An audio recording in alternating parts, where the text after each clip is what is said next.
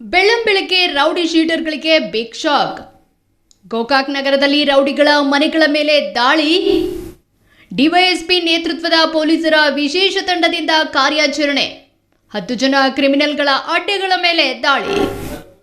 ಬೆಳಗಾವಿ ಜಿಲ್ಲೆಯ ಗೋಕಾಕ್ ನಗರದಲ್ಲಿ ಇಂದು ಮುಂಜಾನೆ ಕಾನೂನು ಸುವ್ಯವಸ್ಥೆ ಕಾಪಾಡುವ ನಿಟ್ಟಿನಲ್ಲಿ ಪೊಲೀಸರು ಬೃಹತ್ ಬೇಟೆ ನಡೆಸಿದ್ದಾರೆ.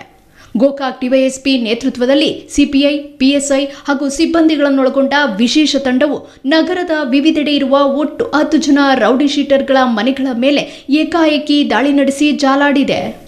ಈ ಹಿಂದೆ ಕೊಲೆ, ಸುಲಿಗೆ, ಗಲಭೆ ಸೇರಿದಂತೆ ವಿವಿಧ ಅಪರಾಧ ಕೃತ್ಯಗಳಲ್ಲಿ ಭಾಗಿಯಾಗಿ ಪ್ರಸ್ತುತ ಜಾಮೀನಿನ ಮೇಲೆ ಹೊರಗಿರುವ ಕ್ರಿಮಿನಲ್ಗಳ ಸದ್ಯದ ಚಟುವಟಿಕೆಗಳ ಬಗ್ಗೆ ತೀವ್ರ ಪರಿಶೀಲನೆ ನಡೆಸಲಾಯಿತು.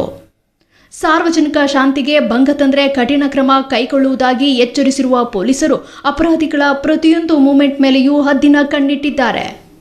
ಮುಂಜಾನೆಯ ಈ ದಿಢೀರ್ ದಾಳಿಯಿಂದಾಗಿ ಗೋಕಾಕ್ದ ಕ್ರಿಮಿನಲ್ ವಲಯದಲ್ಲಿ ಭಾರೀ ತಲ್ಲಣ ಸೃಷ್ಟಿಯಾಗಿದೆ.